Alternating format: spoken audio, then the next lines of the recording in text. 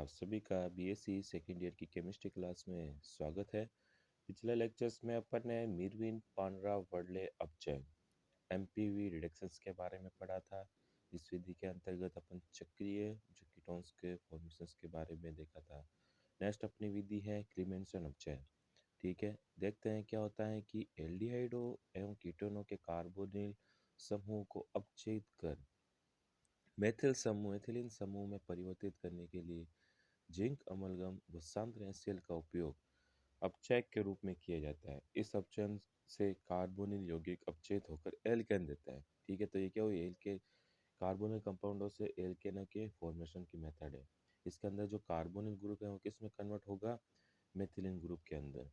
ठीक है, और इसके अंदर अपन जिंक अमलगम का उपयोग करेंगे सांद्र HCl की उपस्थिति में, जो कि क्या है, पॉलीबल अपचयक के रूप में कार्य करता है। ठीक है, देखते हैं कि सबसे पहले अगर अपन कोई कीटोन का देखें, कीटोन है, इसका अपचयन करवाना है किसकी प्रेजेंस में, अमलगम जिंक अमलगम की उपस्थिति में। किस में बदल रहा है, RCH2R में, और वाटर का मॉलिक्यूल यहाँ से रिमूव हो रहा है। ठीक है, और सांद्र HCl की उपस्थिति में एल्डिहाइडो का क्या हो जाता है, बहुलकीकरण भी हो जाता है। ठीक है, अगर अपन एल्डिहाइड के अगर देखें तो पॉलीमराइजेशन हो जाएगा सांद्र HCl की उपस्थिति में। इसकी रिएक्शन मैकेनिज्म देखते हैं सबसे पहले कि कीटोन है, इसके ऊपर क्या होगा, प्रोटॉन का अटैक होगा। जो प्रोटॉन का अटैक होता है तो उससे पहले क्या होता है कि इस कार्बन डबल बॉन्ड CO के जो इलेक्ट्रॉन है वो ऑक्सीजन के ऊपर शिफ्ट हो जाते हैं। इसकी वजह से कार्बन के ऊपर पॉजिटिव चार्ज आ जाएगा और ऑक्सीजन के ऊपर नेगेटिव चार्ज आ जाता है। ठीक है, और जो हाइड्रोजन है वो क्या करता है, इसके साथ में आकर के अटैच होगा। ठीक है, फिर क्या होता है, वापस से बॉन्ड शिफ्टिंग होगी। ठीक है, कार्बन के ऊपर पॉजिटिव चार्ज, ऑक्सीजन के साथ में अटैच हो जाती है। फिर क्या होता है, दो इलेक्ट्रॉन होते हैं, रिमूव होते हैं यहाँ पर, जिसकी वजह से कार्बन नेगेटिव चार्ज में कन्वर्ट हो जाता है यहाँ पर। ठीक है, फिर वापस से क्या होता है, प्रोटोनेशन होता है। ये प्रोटोनेशन, ये हाइड्रोजन इसके ऊपर C के ऊपर अटैक करके इसके साथ में अटैच हो जाता है। ठीक है, नेक्स्ट स्टेप में क्या होता है कि वापस से प्रोटोनेशन के थ्रू, ठीक है, अब क्या होगा, प्रोटोनेशन होगा। ठीक है, तो C और O के जो सिंगल बॉन्ड के इलेक्ट्रॉन है वो ऑक्सीजन के पास में चले जाते हैं, और प्रोटोनेशन का हाइड्रोजन इस हाइड्रोजन के पास में आकर के H2 फॉर्म में रहता है। ठीक है, जिसकी वजह से ये वाटर की फॉर्म में यहाँ से रिमूव हो जाता है। ठीक है, अब यहाँ पर कार्बोकैटायन बन जाता है। वापस से कार्बोकैटायन को वापस से दो इलेक्ट्रॉन एक्सेप्ट करके, ठीक है, ये RR H electron negative charge में कन्वर्ट होता है, और वापस से एक यहाँ पर शिफ्ट होगा हाइड्रोजन, और ये CH2R के अंदर अर्थात एल्केन के अंदर परिवर्तित हो जाता है।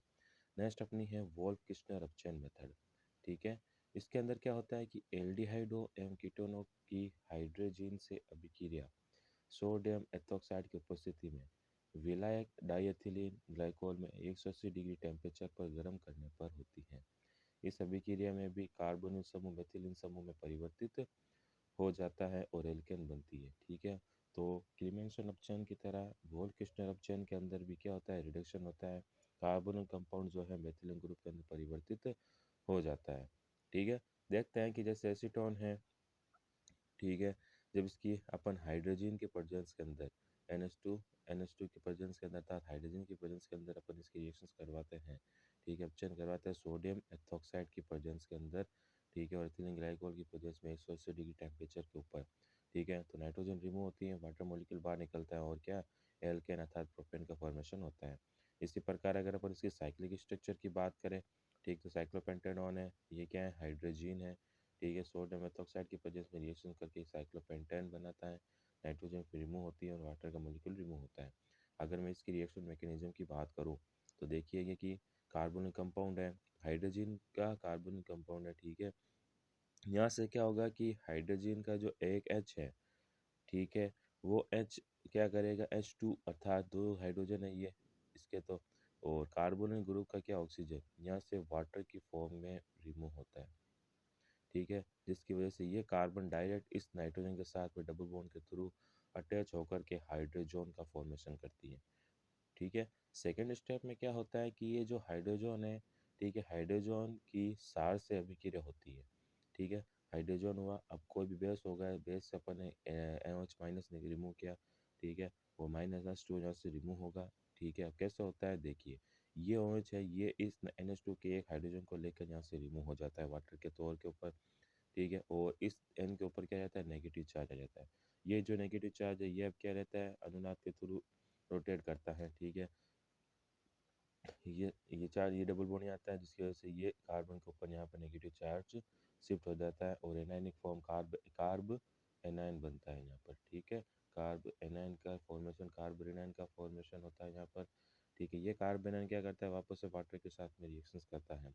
वाटर के साथ में रिएक्शन करने से प्रोटॉन लेगा। ठीक है, और अपनी क्या एक वैलेंसीज को कंप्लीट करता है और नेगेटिव चार्ज यहाँ से डिस्ट्रॉय हो जाता है। वापस ये सार के साथ में रिएक्शंस करेगा। सार के साथ में जो रिएक्शंस करता है तो नाइट्रोजन जो तो क्या होता है कि ये OH क्या करता है, नाइट्रोजन का जो H है इससे लेकर वाटर के तौर पर बाहर निकल जाता है, जिसकी वजह से यहाँ पर नाइट्रोजन नाइट्रोजन के बीच में डबल बॉन्ड रहता है। अब एक नाइट्रोजन के ऊपर यहाँ पर क्या है, डबल बॉन्ड है। ठीक है, तो डबल बॉन्ड के नाइट्रोजन का जो नेगेटिव चार्ज है वो इस डबल बॉन्ड के ऊपर शिफ्ट हो जाता है। ठीक है, और यहाँ पे जो कार्बन नाइट्रोजन की जो वैलेंसी के जो इलेक्ट्रॉन है वो कार्बन के ऊपर शिफ्ट हो जाता है, जिसकी वजह से जो ये पूरी नाइट्रोजन है, ठीक है, ये पूरी नाइट्रोजन जो है N2 मॉलिक्यूल, ठीक है, N2 के फॉर्म में, नाइट्रोजन के फॉर्म में यहाँ से बाहर निकल जाती है, जिसकी वजह से वापस से कार्ब एनायन का फॉर्मेशन होता है। नेक्स्ट स्टेप में क्या होता है कि जब वापस इसका क्या कराते हैं अपन, हाइड्रोलाइसिस करवाते हैं। हाइड्रोलाइसिस करवाएंगे तो वाटर के अंदर कितने हैं, 2H है और एक ऑक्सीजन है। ठीक है, ये क्या होती है कि एक OH तो वापस रिमूव हो जाता है और एक जो हाइड्रोजन है वो कार्बन के ऊपर आकर अटैच हो जाता है और कार्बन के जो नेगेटिव चार्ज है, ठीक है, उसकी वैलेंसी को कंप्लीट कर देता है और क्या एल्केन का फॉर्मेशन करता है। नेक्स्ट स्टेप के अंदर अपन देखते हैं कौन सी रिएक्शन है, LiAlH4 तथा NaBH4 अपचयन। ठीक है, इनके द्वारा भी प्रबल अपचायक है ये कि लिथियम एल्यूमिनियम हाइड्राइड, ठीक है, और सोडियम बोरोहाइड्राइड दोनों एल्डिहाइड और कीटोन का अपचयन प्राय समान प्रकार से क्रमशः प्राथमिक एल्कोहल एवं द्वितीयक एल्कोहल में कर देते हैं। ठीक है, एल्डिहाइड तो है वो किस में कन्वर्ट होता है, एल्कोहल प्राथमिक एल्कोहल में। ठीक है, और कीटोन द्वितीयक एल्कोहल में कन्वर्ट होता है। ठीक है, उसी प्रकार अगर अपन कीटोन की देखें तो ये द्वितीयक एल्कोहल 2 प्रोपेनॉल में कन्वर्ट होता है। तो सोडियम बोरोहाइड्राइड का एक अतिरिक्त लाभ यह है कि क्या है, इम्पोर्टेंट है, ध्यान रखना, ये LiAlH4 और BaH4 की रिएक्शंस इंपॉर्टेंट है। ऑप्शन ज़्यादा काफ़ी बार पूछा जाता है, क्यों पूछा जाता है, क्योंकि ये सेलेक्टिव रिडक्शन करते हैं। ठीक है, कि सोडियम बोरोहाइड्राइड एक क्या अतिरिक्त लाभ ये है कि ये एक चयनात्मक अपचायक है, जो यौगिक में यदि द्विबंध की उपस्थिति हो तो उन्हें अप्रभावित रखता है, केवल कार्बोनिल समूह का ही अपचयन करता है। ठीक है, तो जो NaBH4 है, ठीक है, ये क्या डबल बॉन्ड को तो कोई इफेक्ट नहीं करेगा, लेकिन जो कार्बन कंपाउंड का कार्बन और ऑक्सीजन है उसको ये अपचयित करेगा। ठीक है, जैसे कि रिएक्शन देखते हैं अपन, जैसे कि क्रोटोनेल्डिहाइड है। ठीक है, क्रोटोनेल्डिहाइड है, एक रिएक्शन अपन करवा रहे हैं LiAlH4 की प्रेजेंस में, दूसरी रिएक्शन करवा रहे हैं अपन NaBH4 की प्रेजेंस में। एक में तो बनेगा अपने 1 ब्यूटेनॉल, दूसरे में बनता है क्रोटोनिल एल्कोहल बनता है। अर्थात जो यहाँ पर डबल बॉन्ड था पहले वाले के अंदर, तो लिथियम एल्यूमिनियम हाइड्राइड ने तो क्या किया, इस डबल बॉन्ड को डिस्ट्रॉय करके 1 ब्यूटेनॉल के अंदर कन्वर्ट कर दिया, मतलब ये डबल बॉन्ड डिस्ट्रॉय हो गया इसके साथ में। लेकिन जो NaBH4 है ये क्या करता है, सेलेक्टिव रिडक्टेट करता है, मतलब पूरे जो डबल बॉन्ड, मतलब डबल बॉन्ड को तो ये कोई इफेक्ट नहीं करेगा। ठीक है, केवल कार्बन ऑक्सीजन और कार्बन को ये ब्रेक करके उसको अल्कोहल में परिवर्तित कर देता है।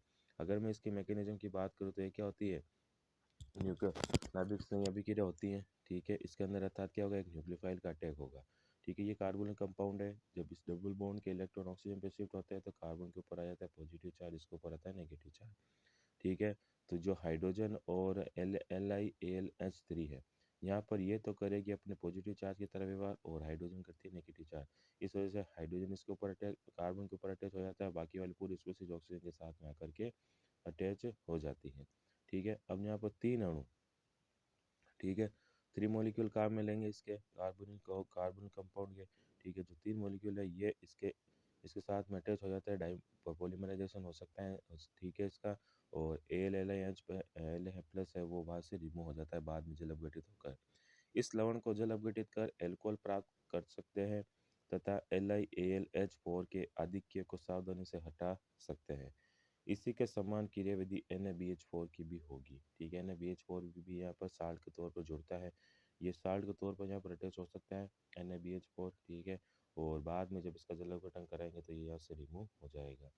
नेक्स्ट अपनी रिएक्शन है इनोल कीटोनों का हेलोजनीकरण, के जब पॉजिटिव द्वितीयक ब्यूटिल फेनिल कीटोन के तनु एथेनॉलिक विलयन को अम्ल या क्षार से अभिक्रिया कराते हैं तो यह विलय धीरे धीरे अपनी प्रकाशीय सक्रियता खो देता है, ऑप्टिकल एक्टिविटी डिस्ट्रॉय कर देता है। कुछ समय पश्चात कीटोन का पृथक्करण ये दर्शाता है कि ये रेशमीकरण हो गया है। अब रेशमाइजेशन अपन ने पढ़ रखा है, ठीक है, मतलब जिसके अंदर डी और एल दोनों, डी प्लस और माइनस दो समावयव होते हैं, एक तो प्लस फॉर्म होती है, एक माइनस फॉर्म होती है। जब ये दोनों ही फॉर्म एक ही मिक्सचर के अंदर प्रेजेंट हो तो उसे अपन क्या कहते हैं, रेशमी मिक्सचर कहते हैं, ठीक है। अब यहाँ पर अपन पॉजिटिव द्वितीयक ब्यूटिल फेनिल कीटोन का अगर एथेनॉलिक विलयन के साथ में अभिक्रिया कराते हैं अम्ल और क्षार की उपस्थिति में, तो धीरे धीरे क्या होती है, इसकी ऑप्टिकल एक्टिविटी होती है वो क्या हो जाती है, डिस्ट्रॉय हो जाती है। जैसे पॉजिटिव द्वितीयक ब्यूटिल फेनिल कीटोन है, इसकी रिएक्शन अगर मैं किसी भी बेस के साथ में करवाता हूँ, ठीक है, आओ, तो जब ये सार के साथ में रिएक्शंस करता है तो इसका रेशियोमिक मिक्सचर प्राप्त होता है, अर्थात एक तो डी है, एक डी फॉर्म प्राप्त होती है और दूसरी एल फॉर्म प्राप्त होती है। डी फॉर्म के अंदर जो हाइड्रोजन होता है वो पीछे की तरफ होता है और CH3 सामने की तरफ प्रेजेंट है। वहीं अगर अपन इसके मिक्सचर की बात करें तो हाइड्रोजन और जो CH3 मेथिल ग्रुप है वो एक दूसरे से अपनी पोजिशन को रिप्लेस कर लेते हैं, ठीक है। फिर जो CH3 है वो पीछे की तरफ चला जाता है और हाइड्रोजन सामने की तरफ आ जाता है। तो इसमें क्या हो जाता है, इसका रेशियोमीकरण हो जाता है, रेशियो मिक्सचर प्राप्त होता है और जो रेशमी ग्रुप होता है उसकी जो ऑप्टिकल एक्टिविटी होती है वो डिस्ट्रॉय हो जाती है। रेशमीकरण अम्ल या क्षार की उपस्थिति में होता है क्योंकि कीटोन धीरे परंतु उत्क्रमणीय रूप से इनोल में परिवर्तित हो जाता है, ठीक है। और इनोल अकिरेल होता है, जब इनोल वापस कीटो रूप में आता है तो समान मात्रा में दो प्रतिबिंब प्राप्त होते हैं, ठीक है। अब इसके अंदर क्या होगा, रेशमी अम्ल क्षार की उपस्थिति में उपस्थित हो तो कीटोन धीरे धीरे परंतु उत्क्रमण रूप से इनोल में परिवर्तित हो जाता है और इनोल क्या होता है, अकिरेल होता है। अकिरेल का मतलब होता है कि चारों सब्स्टिट्यूएंट अलग अलग नहीं होंगी। जब इनोल वापस कीटोन रूप में आता है तो समान दो प्रतिबिंब बनते हैं, जिसे अपन क्या कहते हैं, एनेंटियोमर कहते हैं। जैसे कि positive secondary butyl phenyl ketone है, ठीक है, जब ये क्षार के साथ में रिएक्शंस करता है तो क्या इनोल फॉर्म में बन गया। अब इनोल फॉर्म के अंदर देखिए कि इसके अंदर क्या है कि ये अकिरल हो जाता है। अकिरल हुआ तो ऑप्टिकल एक्टिविटी इसकी नहीं होगी, ठीक है। लेकिन जब वापस से ये से पॉजिटिव द्वितीयक ब्यूटिल फेनिल के अंदर परिवर्तित होता है तो रेशमी ग्रुप बनाता है, एक तो एक सेकेंडरी कीटोन का फॉर्मेशन करता है जो वापस से क्या होती है, इसका ऑप्टिकली एक्टिव होती है और इसका क्या होता है, एनेंटियोमेरिक मिक्सचर होता है, ठीक है। सार उत्प्रेरित इनोल निर्माण एक मध्यवर्ती इनोलेट आयन का निर्माण द्वारा होता है, ठीक है। सार उत्प्रेरित जो इनोल का जो फॉर्मेशन होता है वो एक इंटरमीडिएट होता है और इंटरमीडिएट अनस्टेबल होता है, वापस से ये अपनी स्टेबल फॉर्म के अंदर कन्वर्ट हो जाते हैं। इससे आगे का जो टॉपिक है हम अपने अगले लेक्चर्स के अंदर कंटिन्यू करेंगे। Thank you so much.